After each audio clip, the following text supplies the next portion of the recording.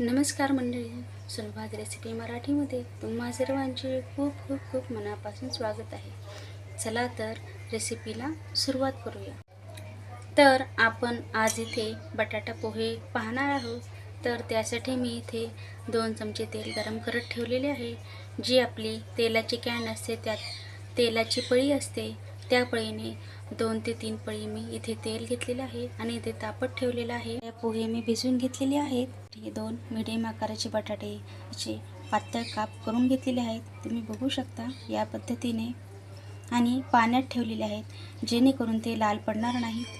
इथे मी थोडे शेंगदाणे घेतलेले आहेत पोह्यात टाकण्यासाठी आणि 2 ते 3 हिरव्या मिरच्या कट करून घेतलेल्या आहेत आणि 2 ते 3 कढीपत्त्याची पाने घेतलेली आहेत आणि आपल्याला लागणार आहे थोडीशी इथे कोथिंबीर मी धुवून बारीक चिरून घेतलेली आहे. या पद्धतीने चला तर तेल आपलं छान तापलेलं आहे, आपण फोडणी करून घेऊया. अर्धा चमचा मोहरी टाकून घेतलेली आहे.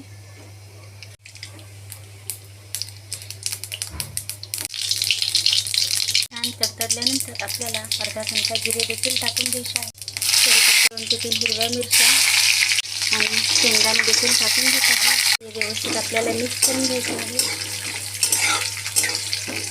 छान मिरच्या आपल्या परतून झालेल्या आहेत, शेंगदाणे देखील छान परतले आहेत. आपण त्यात आता टाकून घेणार आहोत कट करून ठेवलेले बटाटे.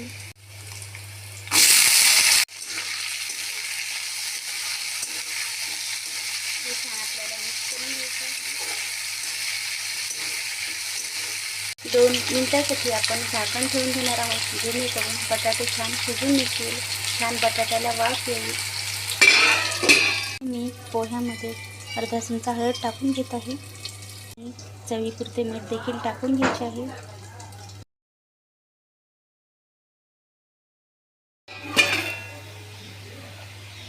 छान बटाटे झालेले आहे, बघू शकता कट होतात, सुंदर वाफ आलेली आहे. आपण आता यात थोडीशी हळद टाकून घेणार आहे. पोह्यांना कलर छान येईल. व्यवस्थित मिक्स करून घ्यायचं आहे.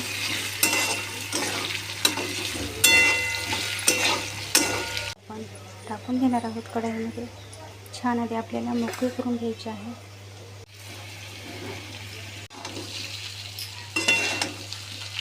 यात टाकून घेऊया कोथिंबीर. मिक्स करून आपण 2 मिनिटासाठी आपण वाफ काढून घेणार आहोत.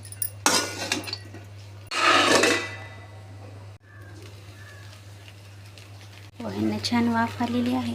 आपण आता त्यात ओलं खोबरं टाकून घेणार आहोत.